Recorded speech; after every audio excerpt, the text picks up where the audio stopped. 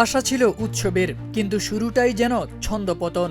বহু প্রতীক্ষিত ডাকসু নির্বাচনের আনুষ্ঠানিক প্রচারণা শুরু হতেই শঙ্কার ছায়া নেমে এসেছে ঢাকা বিশ্ববিদ্যালয়ের রাজনীতির আকাশে।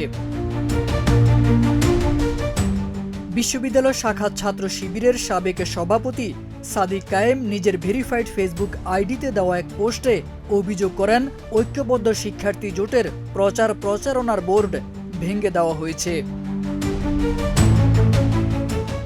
শুধু তাই নয়, তার ভাষ্যমতে নারী প্রার্থীদের উপর আক্রোশপূর্ণ আচরণের ঘটনাও ঘটেছে, যা ন্যূনতম রাজনৈতিক সহনশীলতাকেও প্রশ্নবিদ্ধ করে। নির্বাচনের শুরুতে এমন হামলা, নারী প্রার্থীদের লক্ষ্য করে এমন আচরণ, এটা শুধু অনাকাঙ্ক্ষিত নয়, ভয়ানক লজ্জার, লিখেন সাদিক কায়েম।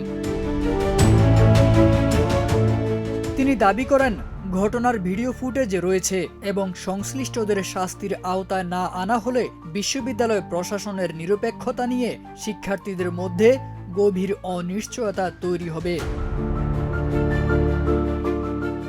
এদিকে আজ থেকেই ডাকসু ও হল সংসদ নির্বাচনের প্রচার কার্যক্রম শুরু হয়েছে।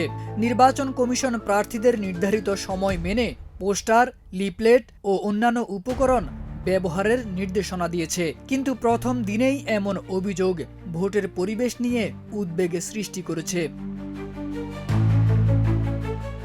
ডাকসু নির্বাচন নিয়ে শিক্ষার্থীদের অনেক আশা, কিন্তু শুরুতেই সহিংসতার অভিযোগ এবং নারীদের উপর আক্রোশের মতো ঘটনাগুলো সেই আশাকে বিপন্ন করে তুলেছে। এখন দেখার বিষয়, বিশ্ববিদ্যালয় প্রশাসন কতটা দ্রুত, দৃঢ় ও নিরপেক্ষ অবস্থান নিয়ে এসব ঘটনার জবাব দেয়।